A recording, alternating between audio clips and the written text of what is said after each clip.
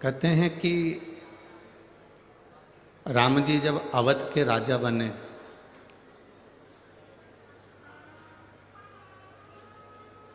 उनका राज तिलक हुआ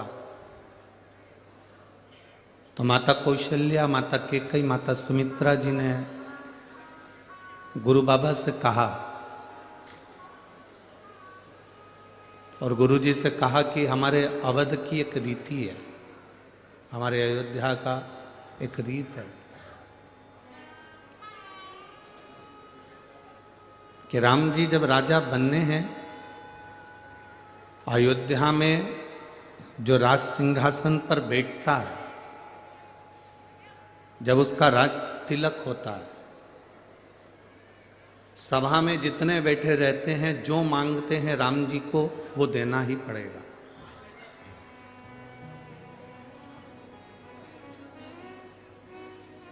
हमारे अयोध्या की एक रीत है, अवध का राजा जो बनेगा, अयोध्या में जो राजा बनकर बैठेंगे, राज तिलक के समय पर जो मांगा जाएगा वो देना पड़ेगा।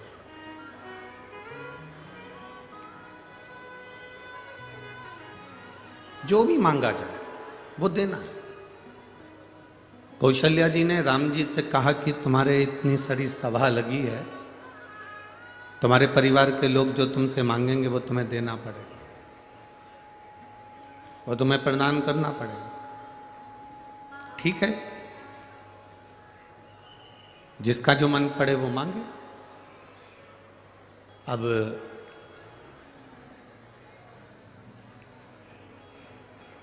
लक्ष्मण जी से कहा कि पहले तुम जाओ मांगने के लिए, क्योंकि तुम भी 14 वर्ष का वनवास से वापस लौट कर आए। बहुत सावधानी से कथा सुनना। 40 गांव में 5 दिन की कथा मिली है। इतनी झोली भरकर सुनना कि बाबा अगली कथा में एक पत्र तुम्हारा भी भेजे और उसमें लिखा हो कि मेरे मन की बात बाबा ने पूर्ण कर।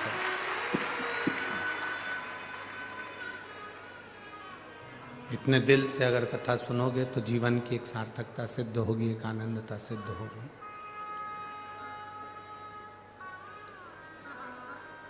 लक्ष्मण जी को भेजा कि पहले तुम मांगो। लक्ष्मण जी गए,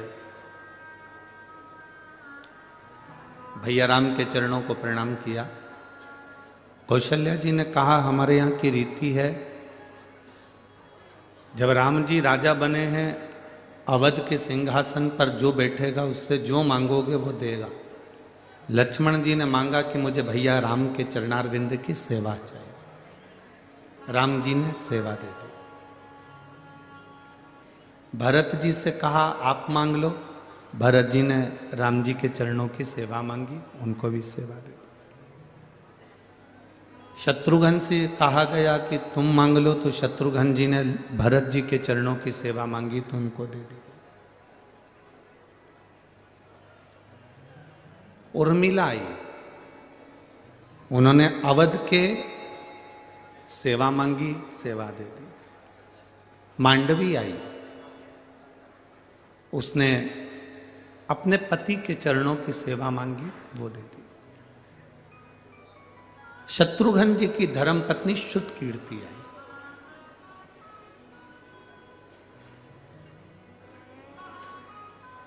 और श्रुत कीर्ति ने राम जी से कहा कि भैया राम, मैं आपसे जो मांगूंगी आप वो मुझे दे दोगे?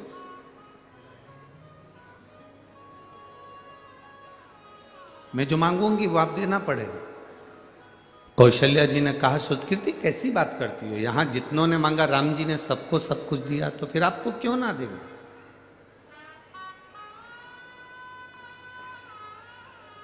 आपको मना थोड़ी ना है, आप मांगोगे आपको मिलेगा। मांगो, आपको क्या चाहिए? श्रुत कीर्ति ने कहा कि मैं जो मांगूंगी वो दे दोगे, पहले विचार कर लो भैया राम।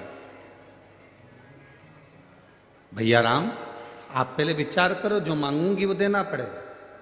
हाँ मांगो। श्रुत कीर्ति ने फिर कहा पक्का? पक्का।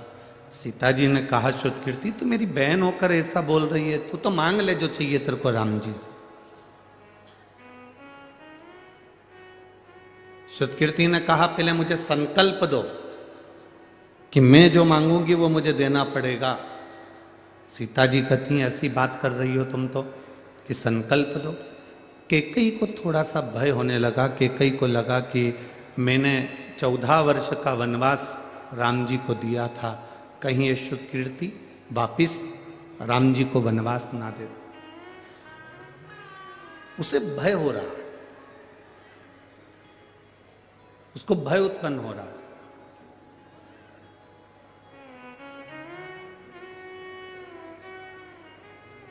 मांगो।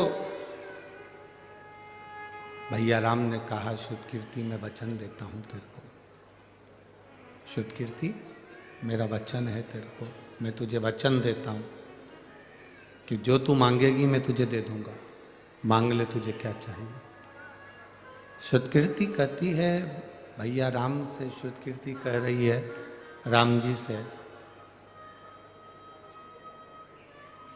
कि भैया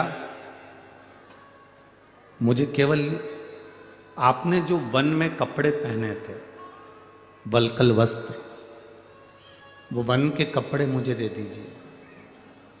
राम जी ने पूछा तू उस वल्कल वस्त्र का, उस वन के कपड़ों का, उस वनवासी वस्त्र का करेगी क्या? श्रुतकीर्ति कहती है जो राम अवध के राजा बनने वाले थे, समय के चक्र ने घुमाकर उनको 14 वर्ष के लिए वन भेज दिया है। घड़ी बांधना अपने हाथ में है, पर घड़ी का समय अपने हाथ में नहीं है। अच्छा और बुरा समय उस काल अधिपति महाकाल के हाथ में। ये अपने हाथ में नहीं है, ये अपने हाथ के अंतर्गत नहीं है।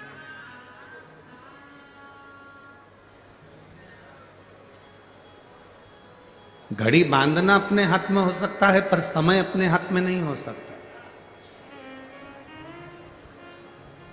घड़ी देखना अपने हाथ में है, पर समय देखना अपने हाथ में नहीं हो सकता।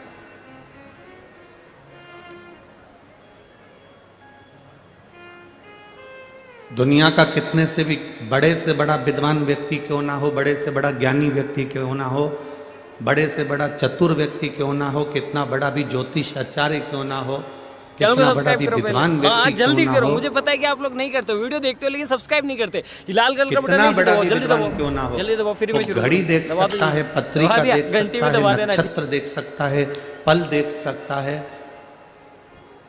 फेस रीडिंग कर सकता है, हस्त रीडिंग कर सकता है, वो सारी रीडिंग कर सकता है, पर वो आने वाले समय की गणना नहीं कर सकता कि आने वाला समय कैसा होगा। किसको मालूम है? किसको पता है? 40 गांव वालों ने भी कभी नहीं सोचा होगा कि यह कथा 40 गांव में हो जाएगी। कभी सोचा था तुम लोगों ने? जितने लोग 40 गांव के बैठे हैं, कभी विचार करना। टीवी पर सुन रहे थे कि बॉम्बे में कथा है, रोज प्रचार हो रहा था कि मुंबई में कथा है, हर पल सोशल मीडिया पर चल रहा था कि बॉम्बे में कथा है, लिस्ट में चल रहा था कि बॉम्बे में कथा है, पर कब कथा उधर से पलट कर इधर आ गई, इस समय चक्र को जानना सबसे कठिन काम है। लिखा कुछ भी हो, कुछ भी हो। श्रुतकीर्ति जी कह रही हैं कि भैया बस मेरी एक अभिलाषा है, एक मन की तमन्ना है कि आप जो वल्कल वस्त्र पहने थे, आपने जो वल्कल वस्त्र धारण करे थे, आपने जो वस्त्र पहने थे, वो वस्त्र आप मुझे दे दीजिए, क्योंकि समय का कोई भरोसा नहीं, समय का कोई ठिकाना नहीं है, समय का कोई भरोसा नहीं है कि कब अच्छे जीवन को चलते चलते व्यक्ति की जिंदगी में कब दुख आ जाए, कब तकलीफ आ जाए, इसका कोई ठिकाना नहीं।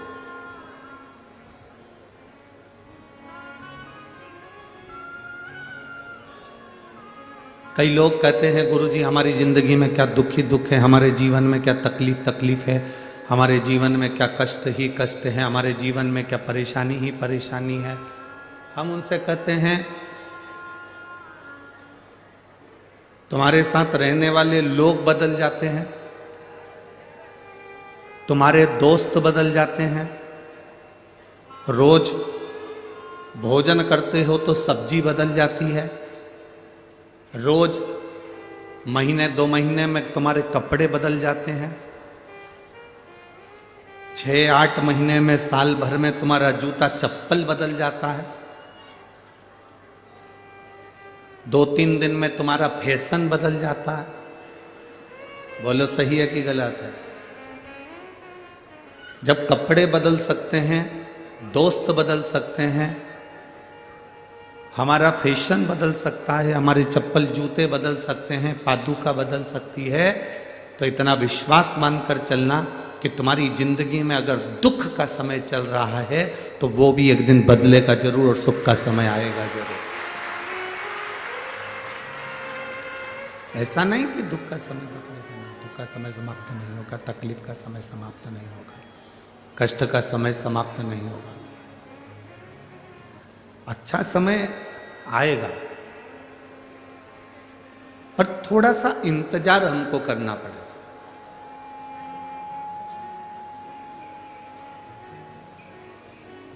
500 वर्ष लगे संघर्ष करते करते करते करते 500 वर्ष हो गए, और संघर्ष करते करते जब 500 वर्ष हुए, 500 वर्ष का संघर्ष करने के बाद राम अवध में वापिस विराजमान हो रहे हैं, तो ये हमको एक बल मिलता है कि जीवन में एक ना एक दिन पलटते जरूर है, एक ना एक दिन समय बदलेगा जरूर, निश्चित है बदलेगा।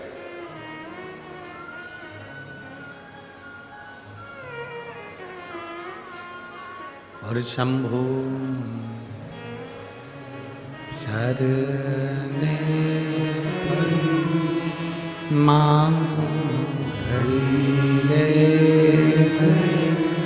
दुख काटो दया करीने दर्शन आपो। थोड़ा मिठास नहीं आ रही है, गला पकड़ रहा है वो। शंभु शरणे पड़ी मांगो घड़ी रे घड़ी दुख काटो दया करीने दर्शन। समय बदलता है और निश्चित है बदले।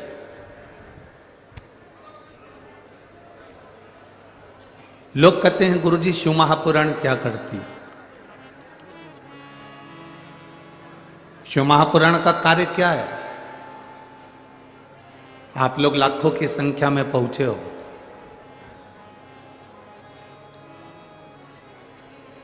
माननीय सांसद महोदय जी ने, श्री उन्मेष जी पाटिल जी,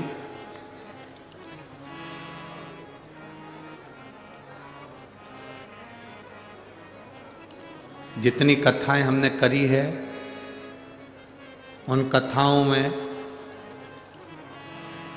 जलगांव में जो कथा हुई, उस कथा से भी बड़ा दुगना पंडाल यहाँ 40 गांव में लगाया, पर भक्तों का सैलाब है, भक्तों का सैलाब है यहाँ पर, बहुत भारी संख्या में आप लोग आए। हम तो सोचे थे कि कई लोगों को तो सूचना ही नहीं मिली होगी कि 40 गांव में कथा है, तो हम आशीष से बोले थे कि 40 गांव में कथा है, कई लोगों को तो सूचना ही नहीं पहुंचेगी, सूचना ही नहीं मिलेगी।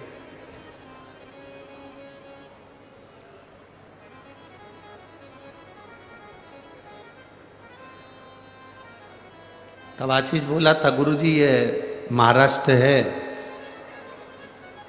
संतों की पवित्र भूमि है, यहाँ के भक्त संत को, परमात्मा को, भगवान को ढूंढ ही लेते हैं। पूरे भारत में जितने ज्योतिर्लिंग कहीं पर नहीं है, उतने ज्योतिर्लिंग महाराष्ट्र की पवित्र भूमि पर है। तो ये तो शिव की उदारता है, भगवान शंकर की करुणा है।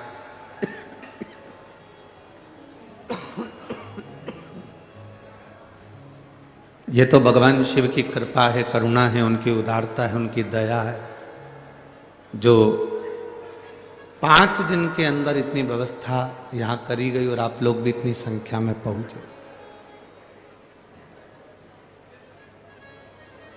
क्या देती है शिवपुराण?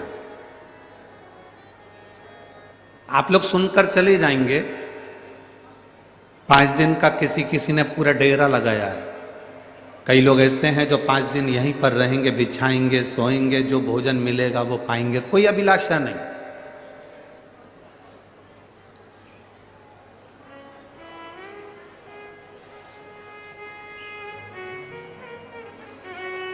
कोई कांच लेकर, कंगा लेकर कोई नहीं आया। सब भगवान की कथा सुनने के लिए आए हैं और दिल से सुनना है। और हमने पहले भी कथाओं में कहा है, आज फिर कहते हैं, कथा के पंडाल में 5 दिन 7 दिन की जो शिव महापुराण की कथा होती है, उसमें जो लोग कथा के पंडाल में डेरा लगाकर बैठते हैं, वो केवल कथा के पंडाल में नहीं बैठते। ये कथा का पंडाल नहीं है। भारत की भूमि की जितनी पवित्र नदियां हैं, जितने पवित्र तालाब हैं, जितने पवित्र सरोवर हैं, जितने ज्योतिर्लिंग हैं, जितने तीर्थ हैं, भारत की भूमि के जितने ज्योतिर्लिंग, जितने तीर्थ, जितनी नदी, जितने तालाब, जितने सरोवर हैं, ये सारे के सारे भारत की भूमि के सारे नदी, तालाब, सरोवर, तीर्थ सब 5 दिन के लिए 40 गांव के इस पवित्र प्रांगण में आकर विराजमान हो जाते हैं।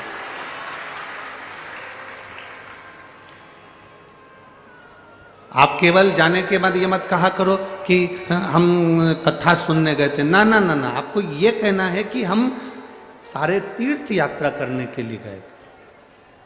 पवित्र भूमि पर बैठकर हम तीर्थ यात्रा